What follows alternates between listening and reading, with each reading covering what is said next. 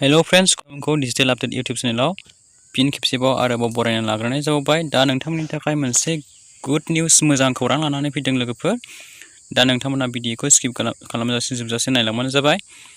दा आङो नोंथांमोननि गेजेरावहाय बे आपडेट्सखौ लाना फैदों लोगोफोर, जाय आपडेट्सआनो जाहैबाय दा जोंहा ट्राइ होनबाथ' नोंथांमोना मिन्थिखायो, telecom regulatory authority of India, जायनाखि रिसार्च, जायनाखि BSNL, जिअ', एयारटेल, भडाफन आइडिया बिथांमोननि कम्पानिफोराहाय ट्राइनि अर्डार हिसाबै ट्राइनि रुल्स एन्ड रेगुलेसनखौहाय बिथांमोना मानिनानैहाय सोलिनांगौ जायो। बिथांमोननि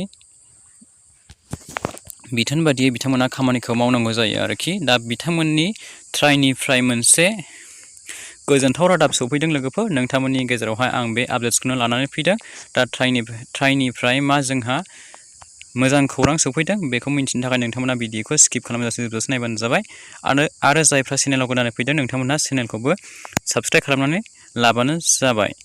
दा जोंहा मा गोदान आपडेट्स ओंखारना फैदों ट्राइनिफ्राय, जोंहा ट्राइआहाय मोनसे रुल्स बानायदों आरोखि। दा फैबाय थानाय जोंहा 2025 बोसोरावहाय जोंहा एयारटेलानो जा, जिअ'आनो जा, भडाफन आइडिया, BSNLआनो जा, जोंहा ट्राइनिफ्राय अर्डार होनाय बायदि बिथांमोना 10 थाखानि रिसार्ज, 10 रांनि रिसार्ज, खम समनि गेजेरावनो रिसार्ज मोननो हानाय खालामनो बिथांमोना बिथोन होदों आरो बै कम्पानिफोरखौहाय, रिसार्ज कम्पानिफोरखौहाय ट्राइनिफ्रायहाय अर्डार्स होदों आरोखि, रुल्स बानायदों।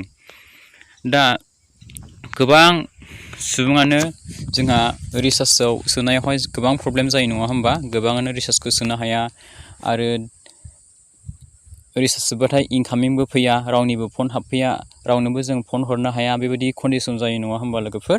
दा बिनि थाखायनो जोंहा ट्राइनिफ्राय मोनसे रुल्स बानायना होदों आरोखि, रुल्स बानायदों गोदानैहाय। दा नोंथांमोना खम समनि गेजेरावनो नोंथांमोना रायलायनो हानाय, नोंथाङा फन खालामनो हानाय बेबायदि सुबिदा लाफिननो हासिगोन आरोखि, सुबिदा मोनफिननो हासिगोन। दा जोंहा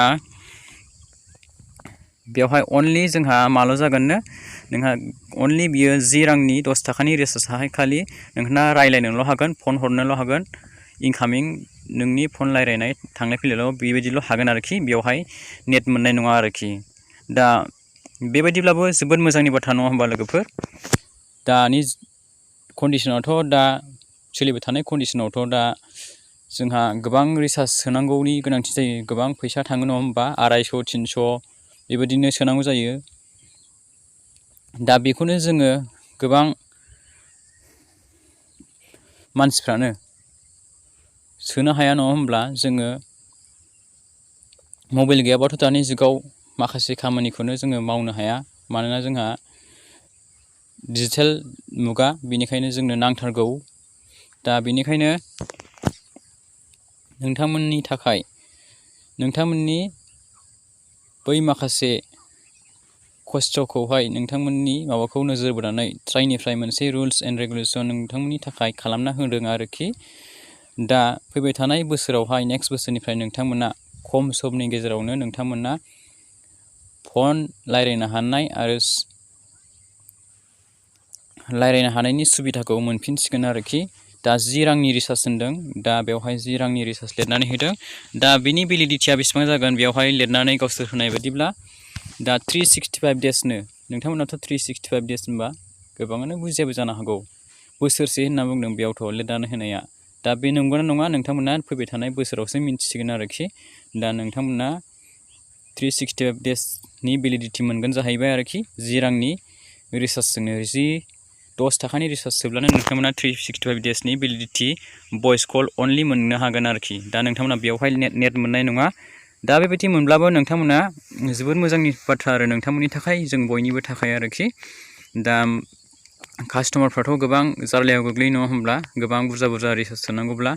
दा नोंथांमोननि थाखाय बे मोनसे मोजां सुजुग सुबिदा जायो आरोखि। बेबायदि खम समनि गेजेरावनो जोङो भइस कल रायलायनो थाखाय जोङो सुबिदा मोनोब्ला नोंथांमोननि थाखाय, बयनिबो थाखाय मोजां।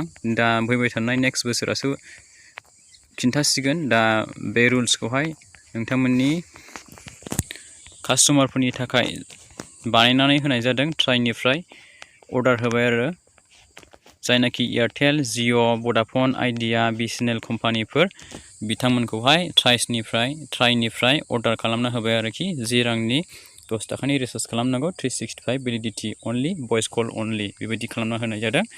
दा फैबाय थानाय बोसोराव जोङो मोननो थांगासिनो दङ बिनि सुजुग सुबिदाखौ। दा नोंथांमोना मिन्थिबा बे भिडिअनि गेजेरजों दा नोंथांमोननि थाखाय बे मोनसे मोजां खौरां। दा बेनोमोन आरोखि। दा नोंथांमोना बे भिडिअखौ नायनानै मोजां मोनदोंब्ला लाइक खालामना होबानो जाबाय आरो चेनेलखौबो साबस्क्राइब खालामना गालांबानो जाबाय। बेजों लोगोसे बयबो बे भिडिअखौ मिन्थियो जाहाथे बयनोबो नोंथांमोना शेयार खालामनानै होलायदो आरोखि। दा बेनोमोन आरोखि दिनैनि भिडिअआ। Thank you for वाचिं।